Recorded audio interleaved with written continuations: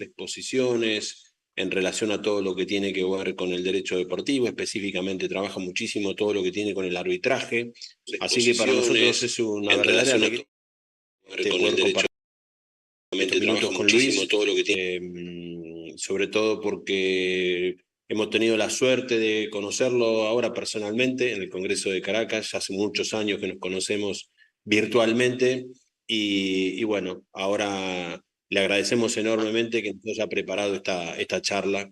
Luis, te dejamos a vos para que te puedas explayar tranquilamente. Vale, vale, vale. Bueno, muchas gracias ante todo, Pablo y Daniel y en general, pues al equipo de Derecho del Fútbol por permitirme este espacio para, más que todo para compartir. Yo, la verdad es que tengo un muy buen rapport con Pablo, además de eso, pues es mi profesor, es mi maestro. Yo soy un beneficiario de los cursos de Derecho de Fútbol y creo en la capacitación continua y de verdad que es un reflejo de, desde la humildad lo digo, el aplomo que siento como profesional hoy, parte de responsabilidad de Derecho de Fútbol y de Pablo, así que gracias.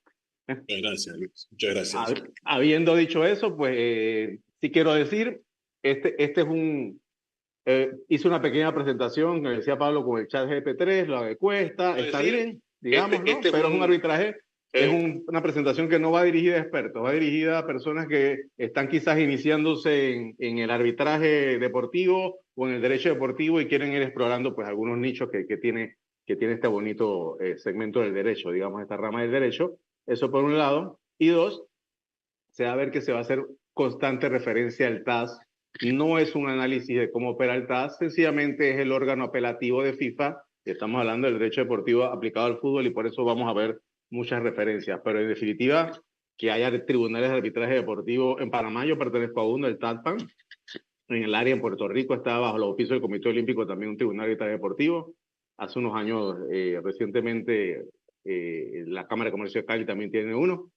El Centro de Solución de Conflictos de Panamá está promoviendo la prestación de esos servicios. Hay tribunales arbitrales de baloncesto, el BAT, y otros tipos en España hay, en Portugal hay. Es decir, habrán tantos tribunales arbitrales como se constituyan, pero el TAS es el que tiene el perfil internacional más reconocido, sin lugar a dudas, y es un foro muy reconocido y respetado en esto. Así que, sin más preámbulos, haciendo esa salvedad y poniendo ese contexto, paso entonces a desarrollar el tema que se me asignó con mucho gusto. Por favor, si alguna persona tiene alguna pregunta, me interrumpe con toda tranquilidad y en la medida en que pueda responderlo, pues con mucho agrado. Y arrancamos. A ver. Ajá. ¿Qué es un arbitraje? Es la pregunta lógica y en consecuencia, ¿qué sería un arbitraje deportivo? Un poquito la idea es que podamos ir identificando a lo largo del conversatorio las similitudes y o particularidades de un tipo de arbitraje frente a otro. Estoy hablando mayormente de un arbitraje comercial frente a un arbitraje deportivo. Hay otros arbitrajes de consumo, de inversiones, etcétera, pero estamos un poquito en estos dos tipos de arbitraje. Entonces tenemos pues que el arbitraje como tal es un método alterno de resolución de conflictos, alterno a la justicia ordinaria, digamos, de cada país. Estamos, mediante el cual una o varias personas someten todas o algunas de sus controversias a la decisión de uno o varios árbitros, en principio independientes e imparciales, ¿no? Con efectos de cosa juzgada. Es decir, la decisión en principio de un tribunal arbitral debe ser final para que se considere como tribunal arbitral. ¿Que hay excepciones? Sí, vamos a ver más adelante que el TAS, si los estatutos de la federación respectiva prevén que el TAS es la primera instancia, puede haber una apelación de un laudo del TAS ante el mismo TAS, por ejemplo. O en arbitraje de inversión, tengo entendido, porque no es mi especialidad, también puede haber algún tipo de apelación en ese sentido, pero en términos generales, lo que hace que un laudo, que un cuerpo decisorio sea de materia privada, sea un arbitraje, entre otras consideraciones, es que es una decisión final con efectos de cosa juzgada, ¿no? Habiendo dicho eso, me voy a permitir entonces leer el artículo 5 de la ley panameña. ¿Y por qué la ley panameña? Bueno, porque es la que conozco. Y dos, porque obedece a los lineamientos de la ley modelo DUCITRAL que prevé las mejores prácticas en materia de derecho comercial internacional. La ley panameña es una ley monista, es decir, tanto el arbitraje nacional como el internacional tiene las mismas reglas y eso tiene un sentido de ser. El arbitraje en Panamá como foro panameño, el foro panameño es muy atractivo a la inversión extranjera y en consecuencia las decisiones de sus laudos tienden a uniformar conforme al estándar internacional. Esa es la intención de que la ley sea monista. Entonces, bueno, me permito leerlo para referencia de todos, ¿no? Y para ir y no poniendo palabras en boca de nadie. Vamos a ver. Aquí tenemos entonces... sí, permiso. De acuerdo al artículo 5 de la Ley 131 de 2013 de Panamá, el arbitraje es un método de solución de conflictos mediante el cual cualquier persona con capacidad jurídica para obligarse somete a las controversias surgidas o que puedan surgir con otra persona al juicio de uno o más árbitros que deciden, en definitiva, mediante el laudo con eficacia de cosas jugadas conforme lo establecido en la presente ley, que es la ley de arbitraje nuestra. En este sentido, igualmente, y esto es más relevante, porque el TAJ está con sede en Suiza, el derecho suizo define el arbitraje de la siguiente manera. El arbitraje es un modo privado de resolución de conflictos fundado sobre el convenio de las partes, acuerdo de las partes, que se caracteriza por la sumisión de un litigio a simples particulares, escogido directamente o no por las partes, y en materia internacional esta definición, a juicio de los autores que les voy a citar, es preferible a la definición negativa de derecho interno, por la cual la característica principal del arbitraje sería la sustracción del litigio a las jurisdicciones de derecho común. Esto lo pueden encontrar, para los que quieren estudiar más, en el libro del Arbitraje Internacional, Repertorio de Derecho Internacional Privado, del profesor Duduá y otros. La traducción que he realizado es de la doctora Margili Jaime, para respetar siempre los derechos de autoría, ¿verdad? Entonces concluimos de manera simple que el arbitraje deportivo sería entonces un tipo de arbitraje en donde la materia objeto de conflicto o la causa de pedir son deportivas, surgen del deporte y están relacionadas directa o indirectamente con este. Eso sería un arbitraje deportivo, bajo estas características, ¿no? Continuamos. Diferencias entre un tribunal arbitral, yo creo que esto es fundamental. Entre un tribunal arbitral y un organismo de adjudicación federativo. ¿Qué quiero decir yo por organismo de adjudicación federativo? A lo mejor es una mala traducción del inglés y ofrezco disculpas. Pero cuando hablo de esto, hablo de, fundamentalmente en el caso del fútbol, y me suscribo a la teoría de Pablo de que estudiemos desde la normativa de FIFA y decantemos hacia abajo, porque los principios rectores vienen desde allá. Te agradezco por ese hábito, Pablo. Entonces vamos a hablar de lo que aparece en los estatutos y las reglamentaciones de FIFA, ¿vale? En este caso, las principales, sin menoscabo de otras diferencias que puede haber, uno, el tribunal arbitral debe estar fuera del organigrama y de la estructura de la Federación Deportiva de que se trate en este caso de FIFA, para garantizar una mayor independencia e imparcialidad.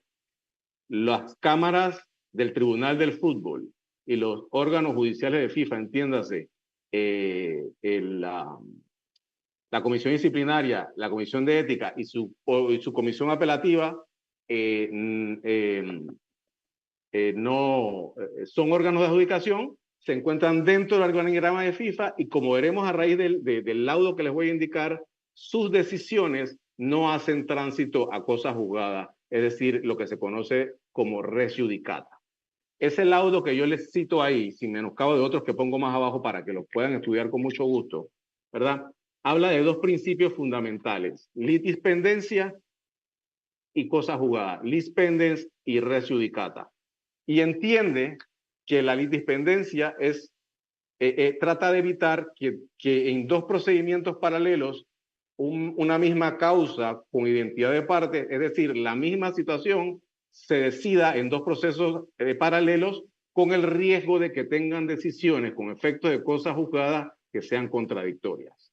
Entonces, en este sentido, me voy a permitir leer lo que al respecto encontré en el laudo este que le cito aquí. Se identifica como CAS 2020, diagonal A, diagonal 7054, entre el Sporting Club de Portugal y Rafael Alexandre Consensado Leao y el LOS Lille y FIFA. Ese laudo es de febrero de 2022.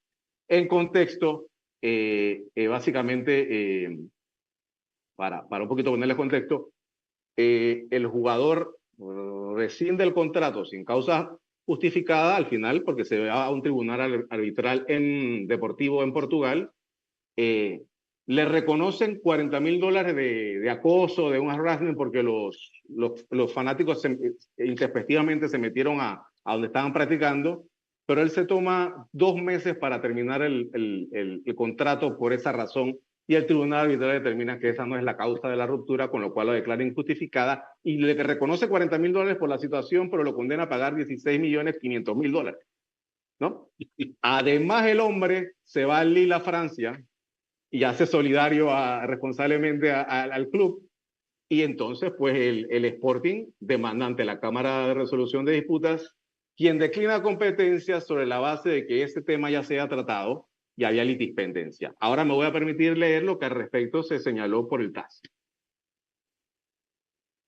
Y esto todo nos ha permitido determinar si estamos hablando de un tribunal arbitral dentro de la estructura federativa o no, a juicio del TAS y de las definiciones que hemos practicado en estos momentos, ¿verdad?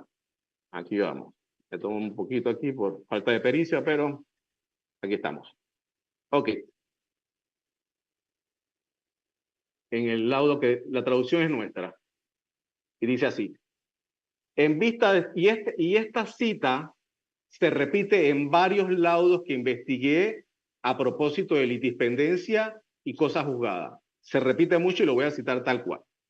En vista de este contexto, el panel recordó que el principio de lis pendens principalmente sirve para evitar que asuntos idénticos avancen en procedimientos paralelos, ya que esto conlleva el peligro de decisiones conflictivas con efectos de cosa juzgada o res judicata, y acá nos indican la lis pendens es la etapa preliminar de la cosa juzgada o res judicata. Sin embargo, también señaló que y esto es muy importante, que dado que las decisiones de un tribunal de una asociación, como podría ser como la Cámara de Resolución de Disputas de la FIFA, no están investidas con efectos de cosa juzgada. La cuestión de si el principio de lis pendens se aplica a procedimientos concurrentes parece dudosa desde el principio en este supuesto. Como última observación introductoria, el panel señaló que el reglamento sobre el estatuto y la transferencia del jugador no contenía ninguna disposición sobre la lis pendens y que sería competencia de la autonomía de la FIFA proporcionar dicha disposición en sus regulaciones. Conversábamos en días pasados que muchas veces estos laudos del Tribunal Arbitral de Deporte, de ahí mucha de su importancia, tienden a sugerir o provocan que la reglamentación de las organizaciones deportivas se adecúen en consecuencia. Y pareciera que aquí está sugiriendo, pronúnciate algo acerca de la litispendencia, que si no, no puedo hacer mucho más, ¿no? En vías de discusión. Entonces, bueno, otros casos relacionados con res judicata y lis pendens se los presentamos allá abajo, pero por un tema de tiempo, le acompañamos la presentación, pero pasamos a la siguiente filmina. A ver. ¿Cómo adquiere competencia un tribunal arbitral? Vale. En un arbitraje comercial, digamos, típico, se va a fundamentar primero que todo en el principio de autonomía de la voluntad de las partes. Es decir, las partes de común acuerdo van a establecer en un contrato o en un acuerdo posterior al surgimiento del litigio que alguna o todas sus controversias surgidas de una relación en particular van a ser sometidas a la decisión de un tribunal arbitral determinado, ¿no? O de un centro de administración de arbitraje, y ahí se determinará cuál es el panel arbitral que se conformará, conforme a determinadas reglas de procedimiento. Eso es lo normal. Evidentemente hay otras figuras propias del arbitraje, como el llamamiento de partes no signatarias, y eso lo podemos dedicar en otro momento, pero en principio opera el principio de autonomía de la voluntad de las partes, estará inserto en un contrato o en un acuerdo independiente. Ese acuerdo de arbitraje, como práctica de la arbitraje internacional y nacional en la mayoría de las jurisdicciones, ese acuerdo de arbitraje se rige por un principio muy del arbitraje, que es el principio de autonomía de la cláusula compromitoria frente al resto del contrato. Eso se traduce en que el contrato puede ser declarado nulo y la cláusula puede estar vigente y válida, ¿vale? Se interpreta de esa manera, que es un colorario del principio que vamos a ver más adelante, competence, donde se determina que el tribunal arbitral es el único responsable de determinar su propia competencia, con lo cual yo determino, porque la cláusula en ese supuesto podría ser que la cláusula arbitral es válida y yo tengo competencia, en virtud de esa cláusula, el contrato es nulo. pero no es porque anulan el contrato, anulan la cláusula, porque perdería la competencia, ¿vale? Entonces, dicho eso, conviene ver en materia de derecho deportivo del fútbol, de FIFA, frente al TAS, su órgano apelativo, qué dice al respecto de la competencia y la jurisdicción del TAS, ¿verdad? Entonces me permito nuevamente citar el extracto respectivo, leerlo.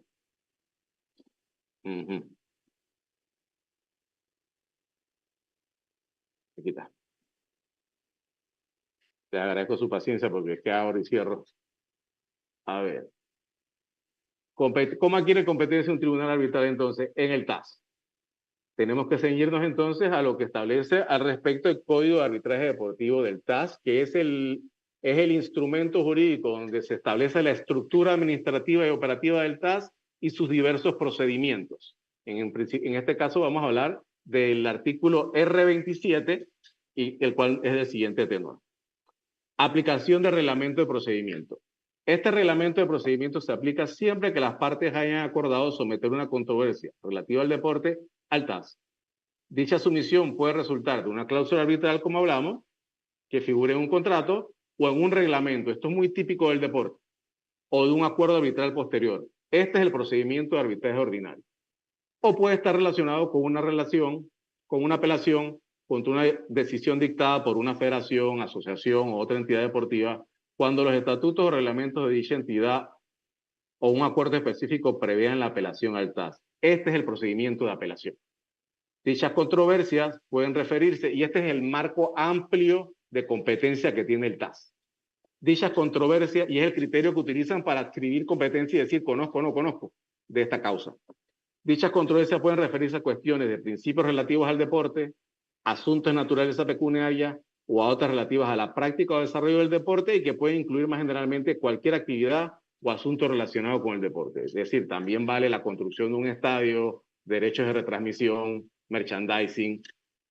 No necesariamente tiene que ir a través de todo el procedimiento de apelación federativo. Es muy amplio el ámbito de competencia. Por su parte, el artículo R47, que este habla a propósito específicamente del procedimiento de apelación, dice que se puede presentar una apelación contra la decisión de una federación, asociación o entidad deportiva ante el TAS si los estatutos, nuevamente, el mismo principio o reglamento de dicha entidad deportiva así lo establecen, o si las partes han convenido un acuerdo de arbitraje específico, y siempre que la parte apelante, muy importante, esto se va a repetir también en FIFA, la parte apelante haya agotado los recursos legales de que dispone con anterioridad a la apelación de conformidad con los estatutos o reglamentos de dicha entidad deportiva. Y por último, penúltimo, que es lo que hablamos arriba, se puede presentar una apelación ante el TAS contra un laudo dictado por el TAS cuando ésta haya actuado como tribunal de primera instancia si dicha apelación se ha previsto expresamente en el reglamento de la federación o entidad deportiva correspondiente. Es decir, si está en los reglamentos de la FIFA, que no está, pero si estuviera y no está en los de la Federación Panameña de Fútbol, la Federación Panameña de Fútbol no puede hacer este procedimiento. Tiene que estar en el reglamento o los estatutos de la federación que vaya a apelar, ¿vale? Y finalmente, es importante hablar que en estos procesos de apelación, es decir, los que se surten primero a través de la estructura federativa, cuando el TAS conoce de ellos, los conoce bajo la regla que se denomina regla ex novo. Es decir, el TAS tiene total amplitud para conocer el proceso como si fuera la primera vez. Con lo cual, las partes también tienen la oportunidad de presentar, ahí acoto un poquito, nuevas pruebas, nuevos alegatos, cambiar su estrategia inclusive, o su teoría del caso cuando van a presentar la apelación. Que también se ve esto o no, porque del otro lado hay seres humanos, eso es otro tema a discutir, pero en principio pueden hacerlo. Lo que sí es cierto es que el TAS puede no aceptar pruebas que en su momento la parte tuvo en su poder y no presentó en las instancias previas. Pero lo importante aquí saber es que no es una apelación limitada a lo que ocurrió anteriormente, sino que puede estudiar el derecho, los hechos y las diferentes consideraciones que tenga una vez tiene conocimiento en el procedimiento de apelación, y eso se le llama principio ex novo. Bueno, Y bueno, y otro tema que es de singular importancia es el principio que hablábamos anteriormente, competence. El principio competence es muy propio del arbitraje y ya hace relación con otros principios del arbitraje, como es el principio de la autonomía de la cláusula arbitral frente al contrato, el principio de mínima intervención estatal en los procedimientos arbitrales. La jurisdicción arbitral y la jurisdicción judicial es deseable que trabajen armónicamente, porque sí se requiere la jurisdicción arbitral del apoyo de la judicial para órdenes preliminares, medidas cautelares o inclusive también para reconocimiento y ejecución de sentencias, ¿verdad? De laudos. Con lo cual, es un corolario de eso, pero el principio competence dice, como anotamos, que el tribunal arbitral puede decidir por sí mismo, y es el que está facultado para decidir por sí mismo acerca de su propia competencia. De no ser así, la experiencia sería que vas a recurrir a un órgano judicial con las dilaciones que eso conlleva, desvirtuando bastante lo que es la naturaleza del proceso arbitral, que en principio debería ser más expedito, ¿no? Digo en principio porque a veces también suceden cosas, ¿no? Cualquier cosa, por favor, me interrumpe, que yo sé que yo hablo rapidísimo. Tengo café encima también, ¿vale? Ahora, este es un tema muy interesante, por lo menos a mí cuando lo estudié, pues me llamó mucho la atención. La independencia y la imparcialidad del TAS ha sido atacada desde los años 90 en el caso Gundel a la fecha. Y este caso fue el último, por lo menos que recuerdo yo, caso Mutu Pechstein versus Suiza. ¿Qué ocurre? Tengo un poquito de contexto muy breve. Estos casos se llevaron de manera paralela y se concentraron, después se acumularon en la Corte Europea de Derechos Humanos. Pero ambos fueron al TAS, fueron al Tribunal Federal Suizo y perdieron en todas estas instancias, ¿verdad? Y se trata de casos de dopaje, ¿verdad? Y ambos alegaban violación en el artículo 6, numeral 1 del Convenio Europeo sobre Derechos Humanos y Protección de Garantías Fundamentales. Fundamentalmente, básicamente, ambos decían que se le había violado su derecho a audiencia pública ante un tribunal independiente e imparcial establecido de conformidad con la ley. Este tribunal no tiene que ser un tribunal judicial, pero debe ser independiente e imparcial, ¿verdad? Las principales conclusiones, vamos a decir las principales. Importantes conclusiones, sin menoscabo de muchas otras que ese fallo ha traído, podemos resumirlas de la siguiente manera. La Corte de Derechos Humanos, con 2 salvamentos de votos, pero hablamos de eso ahora, la Corte de Derechos Humanos determinó que hubo una violación de derecho a una audiencia pública, por lo menos para Claudia Pechstein, la patinadora, ¿verdad? Y eso tiene que ver mucho con los argumentos y lo que ella sustentó versus lo que sustentó Adrián Mutu, que era jugador del Chelsea, ¿no? La validación del TAS como tribunal legítimo, porque se estaba atacando su independencia e imparcialidad. Sobre ese punto en particular, hubo salvamento de voto de 2 jueces.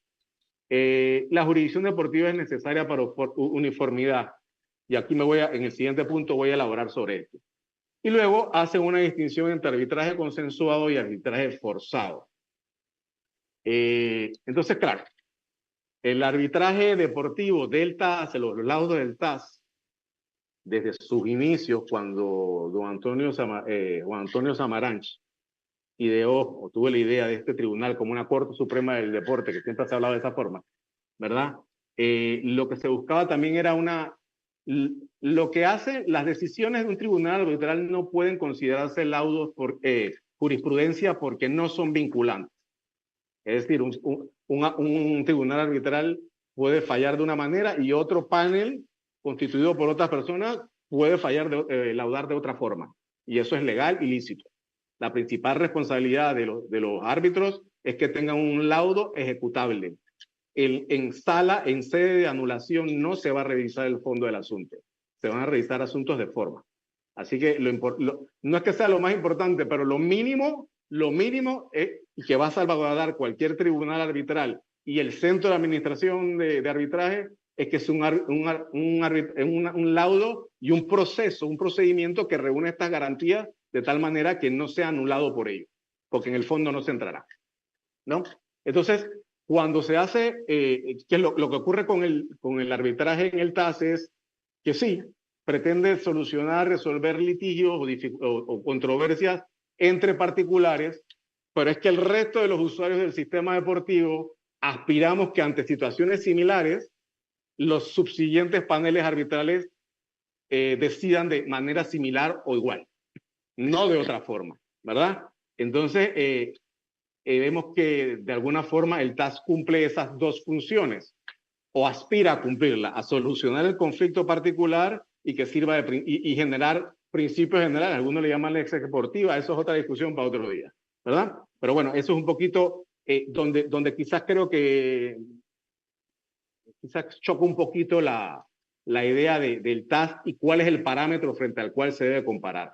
Pues la Corte Europea de Derechos Humanos al respecto dice: las garantías del artículo 6.1, mínimas, audiencia pública ante un tribunal independiente e imparcial de conformidad con la ley, pueden en vía de discusión atenuarse, evidentemente no el aspecto de un tribunal independiente, pero sí la audiencia pública, en un arbitraje voluntario.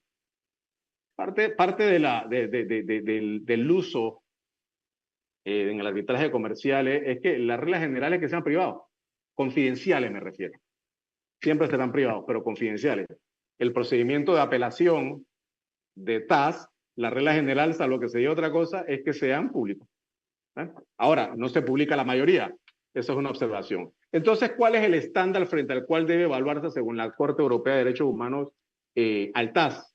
Por ser un arbitraje forzado a través de una cláusula remisoria establecida en un estatuto o un reglamento, porque si no lo hago no me puedo dedicar a mi actividad, y lo cual se va a ver más agravado si esa actividad es mi actividad profesional. Como no tengo esa libertad real de escoger otra jurisdicción, yo no puedo renunciar a esas garantías del artículo 6, numeral 1, ni ninguno de la Convención. Tengo derecho a una audiencia pública, que es lo que alegaba Claudia Pechstein, y que además el TAS le negó, ¿verdad? Entonces, un poquito vemos cuál es la diferencia para la Corte Europea de Derechos Humanos entre un arbitraje forzado y no consensuado. Las garantías que va a tener entonces el tribunal, el proceso arbitral forzado deben ser iguales a los estándares que se utilizan frente a un juzgado ordinario, con lo cual debe haber la posibilidad al menos de una audiencia pública, y los fallos, en este caso los laudos, deben ser públicos todos. Y eso es un poquito de las críticas al sistema. Eso no quiere decir que no funcione, sencillamente que es mejorable, ¿no? Continuamos.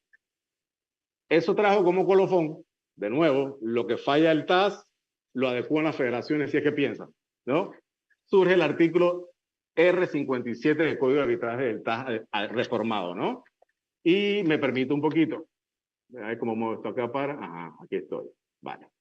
A solicitud de una persona física, y esto es lo que dice en los extractos pertinentes, a solicitud de una persona física que sea parte del procedimiento, se deberá acordar que la audiencia sea pública si el asunto es de naturaleza disciplinaria. Aquí hay dos observaciones. La decisión de la Corte Europea de Derechos Humanos no hacía distinción entre personas naturales y personas jurídicas, porque es que además un club también se puede ver afectado. Y en esta redacción parece que se excluye. Primera observación. Y no hacen solamente referencia a aspectos de naturaleza disciplinaria. Pero bueno, entendemos que al ser la materia disciplinaria más cercana a un estándar penal, es relevante que cuando menos las disciplinarias, porque estos fueron casos de dopaje encima, que hay un tema con un estigma, ¿verdad? Tengan la posibilidad de tener una audiencia pública. Segundo punto de interés, dicha petición podrá ser denegada, porque puede ser denegada, y esto es un reflejo de lo que continúa diciendo el artículo 6 en su siguiente numeral. Dicha petición podrá ser denegada en el interés de la moral, el orden público o la seguridad nacional, o cuando los intereses de menores o la protección de la vida privada de las partes así lo exijan, o cuando la publicidad perjudicaría los intereses de la justicia, o cuando el procedimiento esté únicamente relacionado con cuestiones de derecho, o cuando ya se hubiera celebrado una audiencia pública en primera instancia. Esto sencillamente trata de blindarse a la luz del Convenio Europeo de Derechos Humanos y Protección de Garantías Fundamentales. Esta regla 57 surge a raíz de esta decisión de la Corte de Derechos Humanos. Con relación al voto disidente, fueron dos jueces. Curiosamente, una de ellas, con un caballero y una dama. La dama es una juez suiza. Y la juez suiza cuestionó la decisión del Tribunal Federal Suizo, muy valiente en su decisión, en su salvamento. Sin entrar en el detalle, ella, en el salvamento, ellos en el salvamento de voto alegaban que debido a la manera como está estructurada la conformación del ICAS, el ICAS es el International Council of Arbitration for Sports, que es el órgano que administra el CAS, digamos su junta directiva, la máxima autoridad. 3/5 partes de esos 20 miembros están elegidos por organizaciones deportivas, directamente. Entonces, asimismo tendrán injerencia en la designación y determinación del listado de árbitros, que además es un listado cerrado. No me ofende que sea un listado cerrado, pero porque son especialistas, y es muy difícil que en 400 árbitros no encuentres muchos árbitros que sean independientes e imparciales. O sea que pero sí la designación es un tema sensible de cara a futuros ataques, porque todos estos siempre son ataques a la independencia e imparcialidad del TAS, ¿verdad? Se puede el día de mañana discutir que debido a la manera en cómo se conforma el ICAS y se designan los árbitros, puede haber un tema con la independencia y la imparcialidad, ¿verdad? Y entonces, bueno, finalmente eso es un poquito lo que dice el voto disidente. Había otro puntito ahí. Creo que estamos bien. Continúo. Ok, materias arbitrables. Ya vimos que el R27 del Código de Arbitraje Deportivo del TAS es muy amplio en qué va a reconocer como materias susceptibles de arbitraje. Y en definitiva, para el caso que nos ocupa, las decisiones de los órganos legales de FIFA son arbitrables, siempre y cuando sean decisiones finales, es decir, se agotaron todos los mecanismos y las vías internas de la federación. En el caso del Tribunal del Fútbol, la Cámara de la Gente, la Cámara de Resolución de Disputas y la Cámara del Estatuto del Jugador, sus decisiones directamente serán apelables a la FIFA, al TAS. Y te van a apelar dentro de los 21 días siguientes a que reciban los fundamentos, les notifiquen de los fundamentos de la decisión respectiva. A partir de ahí le corren los 21 días, ¿verdad?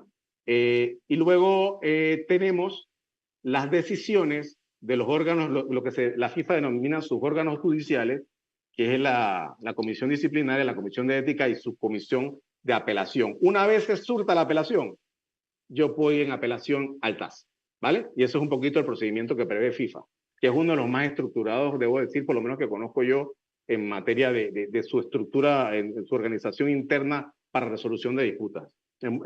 Funciona muy bien. Fuera de eso, siempre van a tener que ser materias de libre disposición. ¿Qué quiero decir con materias de libre disposición? Esto va a ser pertinente más adelante cuando hablemos del reconocimiento y ejecución del laudo extranjero. Deben ser materias que el derecho imperativo del país de que se trate les permita el arbitraje. Adelanto criterio. En Panamá no es de libre disposición la materia laboral.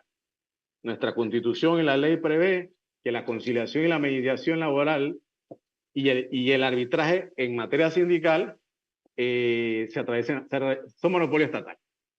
Con lo cual yo me pregunto si luego de que salga un laudo producto, que hay una reclamación en la Cámara de Resolución de Disputas, se va en apelación al TAS, el TAS reconoce lo que sea que decida y se vaya a ejecutar en Panamá, y el magistrado de la Corte Superior de la Sala Cuarta panameña nos diga, yo identifico que este es un contrato de trabajo, a lo mejor no me lo reconoce por excepción de orden público, pero por la vía federativa a que sí.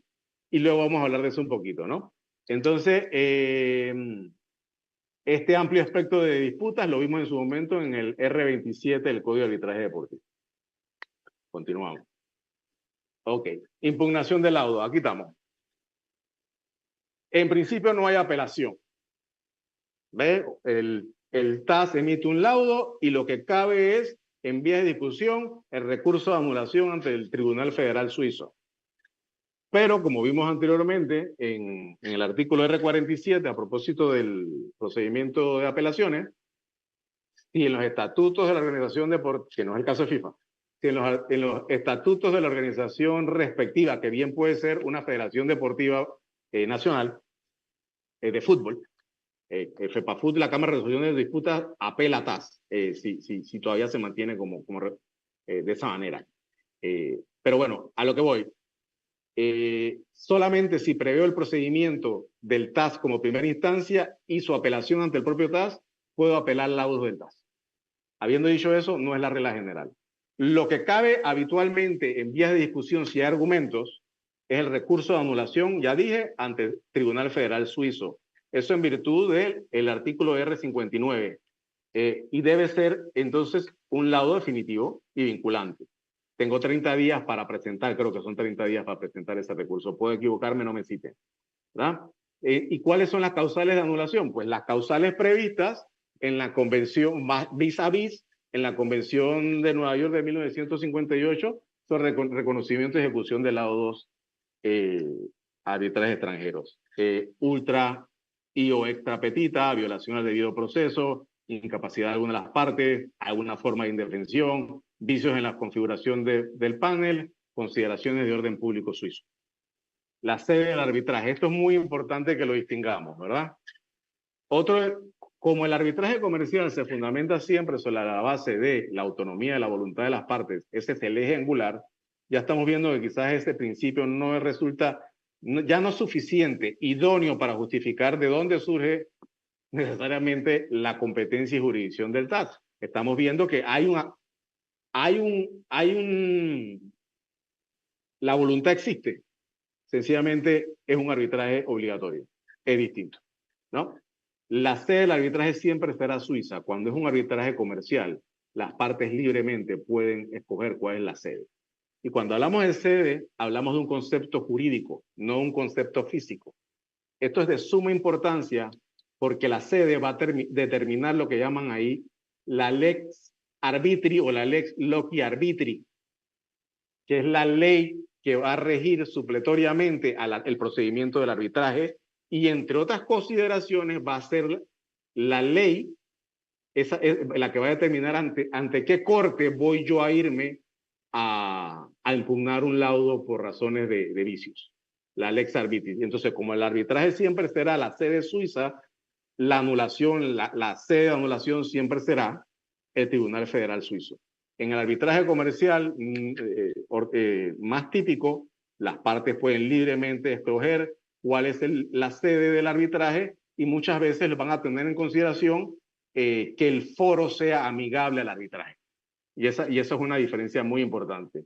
Ponemos versus Lex Fori porque el juzgado estatal no tiene esa posibilidad. Está circunscrito a su código de procedimiento civil o judicial o el que se trate y no puede salirse de ahí, será competente por lo que dicen ahí, tendrá que aplicar las normas que aparecen en esos códigos. El arbitraje comercial ordinario, por decirlo de alguna manera, la voluntad de las partes me permite establecer procedimientos siempre y cuando no sea contrario al derecho imperativo del país de que se trate. No sé si está claro el concepto de sede. Me repito una vez más brevemente. La sede va a terminar la ley procesal que regulará el procedimiento arbitral y también va a determinar cuál es la sede de anulación donde yo podría ir a impugnar un laudo. Vale. Bien. Ya estamos terminando. Ejecución del laudo arbitral, sí, correcto.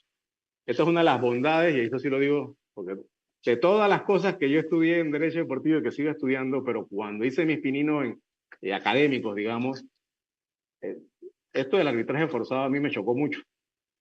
¿Dónde está la voluntad? Y realmente. Pero entiendo que obedece a la especificidad del deporte y no quiero decir que es un mal necesario, es una realidad y se va perfeccionando. Y se va perfeccionando cada vez que es cuestionado. Cuando salen estas cosas es para mejor, considero yo. Entonces, la ejecución de un laudo arbitral, en términos generales, normalmente se hace vía exequatur, se justifica con la Convención de Nueva York de 1858, si los países son signatarios, pues se procede por ahí, los requisitos que tiene que observar el juez que va a reconocer el laudo extranjero son básicamente las mismas causales que se utilizan para determinar si se anula o no. ¿verdad? Lo que habíamos hablado, ultrapetita, estapetita, si el tribunal se configura adecuadamente, violaciones del debido proceso. Eso es lo que va a evaluar el juez donde se pretende reconocer el laudo. Pero además puede denegarlo en casos específicos adicionales como que la diferencia no sea susceptible de solución por vía de arbitraje. El ejemplo en vías de discusión que puse en materia laboral, ¿verdad? En Panamá.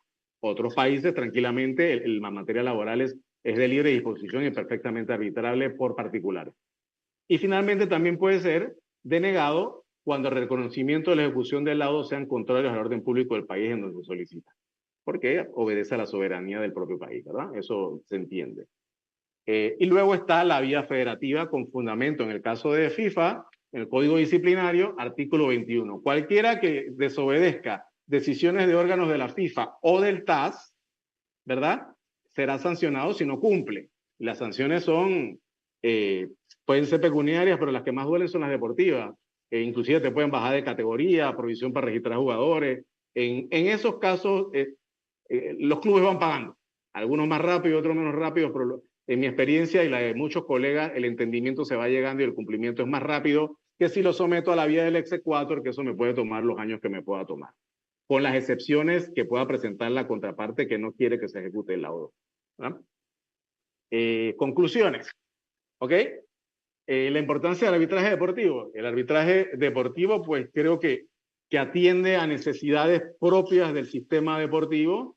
Hay mayor celeridad, mayor inmediación, y yo creo que lo más importante es tratado por especialistas, ¿verdad? Estas mismas controversias las podemos someter en muchas ocasiones. A veces es deseable, a veces no, pero cuando son muy específicas del deporte, quizás los resultados que tengamos no obedecen y no sirven a la justicia de nadie. Y eso ha pasado, ¿verdad? Así que siempre es bueno que los especialistas lo atendan y no hay por qué culpar a un juez civil o a un juez laboral de que no conozca todas las especialidades jurídicas que existen, ¿no? El rol del TAS en la resolución de disputas, creo que a grosso modo podemos decir que el rol del TAS es resolver disputas de los diferentes actores del mundo deportivo, pero también de alguna manera no es jurisprudencia porque no es vinculante, pero vamos a utilizar el término uniformar los criterios y la jurisprudencia en materia deportiva de tal manera que el sistema deportivo y sus actores sepan acá tenerse en términos generales. Garantías y procedimientos claves, bueno, lo que hablamos un poquito, estos fallos de estas decisiones de la Corte Europea de Derechos Humanos, de la Comisión de Justicia Europea, etcétera, de la Corte de Justicia Europea, lo que tienden es a que se cumplan las disposiciones de la Comunidad Económica Europea, por ende, no es que uno sea especialista, porque no lo soy, pero tenemos que saber porque va a afectarnos a todos nosotros, porque FIFA es a pesar de que está en Suiza, todos los laudos, ya hay jurisprudencia del TAS, toma en consideración normas de libre competencia, derechos humanos aplicables a la Comunidad Económica Europea, porque ahí operan mayormente. Entonces, siempre es importante pues que se cuente con las mayores garantías procesales y constitucionales, y cuando hay excepciones a ellas, es porque son proporcionales, obedecen a la especificidad del deporte, y las medidas adoptadas son proporcionales a la obtención de un objetivo legítimo. Ese es el criterio y eso se dice muy fácil. Eso requiere una labor de análisis profunda de parte del jugador de que se trate para verificar que esas cosas se ven. Así que bueno, Pablo, yo sé que hablé rápido, traté de aprovechar mayormente el tiempo, ofrezco disculpas, pero estoy sometido a las preguntas que también tengan y muchísimas gracias. Bueno, cómo no, Luis, brillante, brillante, muchísimas gracias, realmente. Bueno, nuestros amigos ahí, Diego y José, como verás ahí en el chat, están haciendo algunas preguntas. Básicamente arranca José preguntando un poquito si podés hablar de los costos de llegar al TAS, cómo ves todo eso. Ok, los ¿Estás costos viendo del el TAS. chat ahí? No lo veo. ¿No lo ves? No. Ah, bueno. Pero yo te lo digo, dice Luis, es bueno explicar cómo es el tema de los costos de los tribunales arbitrales, en el caso que nos compete, los costos del TAS a líneas generales, digamos, ¿no? Sí, claro, ok. Ahí hay que diferenciar entre las decisiones emitidas por una federación internacional que por una nacional, ¿verdad? En principio, sobre todo en materia disciplinaria, los los procedimientos, las decisiones que se apelan de organismos internacionales, no es que son gratuitas, pero no cuestan lo que cuesta hay que pagar la tasa de $1.000 de la Secretaría y habrá algunos costos asociados, pero en principio son gratuitos. Las decisiones apeladas de las federaciones nacionales y organizaciones deportivas nacionales, pues ahí sí hay un tema que hay que pagar esos $1.000 y el TAS va a fijar costos administrativos, que puede ser $10.000, $5.000, $15.000, lo que sea. Y luego también los honorarios de los árbitros, y va a depender si es un árbitro o son 3, ¿verdad? Y algún otro concepto, costos de manejo administrativos, gastos de pruebas, etcétera, los honorarios de abogados, pero digamos que voy a tirar un número ahí, totalmente equivocado, pero por pues 20.000 francos suizos menos eso no llegas allá. Imposible. Entonces, es un tema de costo-beneficio, hay que evaluarlo. Te escuchaba la vez pasada, Pablo, si me deben 30.000 y me va a costar 30.000 llegar y pierdo, entonces pago los 30 y son 60, ¿no? Entonces, es un poquito eso, no te podría decir un número concreto, pero evidentemente No, pero sí. Okay. Ir al TAS no resulta barato, para nada. Pero básicamente, por lo menos, está bueno que explicaste el criterio, Luis, me gusta. Y José nos dice esto de por qué sí los laudos arbitrales deben ser públicos, porque existen, dice, tribunales arbitrales que en sus normas de funcionamiento se establece que los laudos deben ser confidenciales. Porque vos te referiste un poco a eso. ¿Cómo ves ese punto, Luis? Seguimos siempre hablando del TAS en esta oportunidad, ¿verdad? Ok. Aquí habrá que distinguir el procedimiento ordinario del procedimiento de apelaciones, por lo menos. A ver, el procedimiento ordinario, salvo que las partes digan lo contrario, es confidencial. Y en ese sentido es muy parecido a un arbitraje comercial tipo, ¿no? Precisamente porque esto no surge del procedimiento federativo. Estos son alguien vinculado al deporte o a alguna actividad del deporte y digamos, acordó con otro, con que tenía el caso que hablamos de la construcción del estadio, digamos, y tenían una cláusula arbitral en su contrato y decidieron someter esa controversia al TAS o a otro tribunal arbitral. Pero en el caso del TAS, ese procedimiento ordinario, el principio es que es confidencial, salvo que las partes digan públicalo. Y el procedimiento de apelaciones, el que se surge primero a través de la vía federativa, al principio se invierte. Y por eso es que vemos las publicaciones del TAS en la página del TAS. Ahora, no quiero dar un porcentaje, pero es mejorable. Si es verdad, hay un esfuerzo loable y hay muchos laudos del TAS en la plataforma de ellos, la mayoría aún no están publicados. ¿No? Claro. Y esa es una observación con respecto al estándar del órgano judicial. Claro. Perfecto, Luis. Y Diego plantea cómo ves esto del doble hating, en donde integrantes del Tribunal del Fútbol litigan en el TAS y árbitros del TAS litigan en FIFA. Si esto afecta o no la independencia. A ver, sí, mi opinión es que sí, sin duda. Porque aparte tienen una ventaja,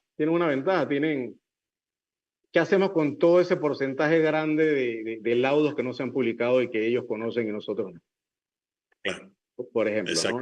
Entonces entiendo que por lo menos los árbitros del TAS ya no pueden litigar en TAS.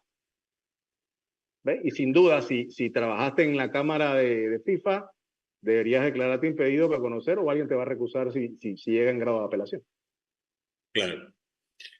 Perfecto. Y Mauro pregunta si en caso de ejecución de un laudo del TAS es la clearing house la que está encargado del cobro de dinero. Entiendo que no, Luis. Creo que vos entenderás más o menos lo mismo, ¿no? Por ahora, por lo menos. En este momento, no. Exacto. No está dentro de las funciones del clearing house. Solamente en este momento están trabajando el tema de solidaridad, formación. Creo que con eso tienen bastante.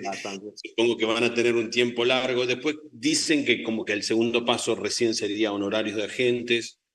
Y no sé qué pensarán respecto de algo que también se había hablado, que es la transferencia entre clubes de parte de un futbolista que podría o no, o sea, no sé. Toma en cuenta que esto viene en un litigio y el condenado a lo mejor no va a querer pagar libremente. O sea, ¿qué puede hacer la Cámara de Compensación ahí si no te voy a mandar dinero? Exacto. Exacto. Bueno, Bueno, buen punto. Y Diego nos pregunta, ¿qué ves esto? Medidas de mejor proveer versus carga de la prueba de una parte. ¿Cuál es el límite para no incurrir en arbitrariedad? Pregunta Diego, a ver cómo ves eso. Creo que no entendí la pregunta. A ver si me la repite, si yo me la Medidas de mejor proveer, el 44.3 del código versus carga de la prueba de una parte. ¿Cuál es el límite para no incurrir en una arbitrariedad? Dice. Mira, esa es la discusión, pero en cualquier arbitraje, ¿no? A veces yo creo que sí, no sabría en el TAS, soy sincero. En mi experiencia en el arbitraje comercial, he encontrado muchos árbitros que son bastante prudentes en hacer uso de esa prerrogativa por ejemplo, practicar pruebas de oficio, ¿no? Claro. Pero yo soy de la opinión de que si lo sustentas bien no debería haber ningún problema, porque es que al final debes tener la posibilidad de, si no estás convencido con las pruebas que te presentan, de ampliar para llegar a una convicción fundamentada. Evidentemente es una facultad que tiene que utilizarse con responsabilidad, pero yo no creo que si está bien fundamentada el árbitro deba tener temor por eso. Perfecto, perfecto. Luis, la verdad, impecable. Mil gracias por la exposición, las respuestas a las preguntas. La verdad que ha participado muchísima gente, veo que ha abierto muchísimas expectativas. Esto bueno, también después lo subimos a YouTube, con lo cual creo que se va a seguir expandiendo. Y ojalá que podamos seguir trabajando estos temas, porque la verdad que es muy claro lo que has dicho. Los principios fundamentales que a veces por ahí cuestan un poquito, creo que ha sido muy pedagógico, muy didáctico, así que seguramente vas a ser convocado nuevamente, Luis. No, apelamos a tu amabilidad. Yo feliz, no, agradecido a ti, Pablo, a Daniel, a Derecho del Fútbol, a los amigos, porque sé que la inmensa mayoría de los que están ahí nos conocemos y agradezco el apoyo, sí, ¿verdad? Claro, un abrazo. Claro. Y venimos hace años. Así es. Así que nada, yo complacido y muy agradecido y una estupenda manera de pasar mi sábado feliz y honrado. Muchas gracias a todos ustedes, ¿verdad que sí? Muchísimas felicitaciones, Luis, realmente el contenido ha sido extraordinario. Un abrazo para todos. Muchas gracias. Saludos. Gracias a ustedes. Chao.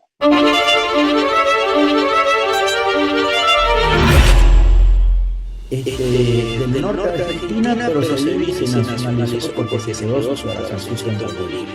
Presentó la Federación Ecuatoriana de Fútbol para registrar al jugador, que fue el pasaporte ordinario de vía. Justamente lo que son los procesos judiciales. Esta no es la función de la comisión.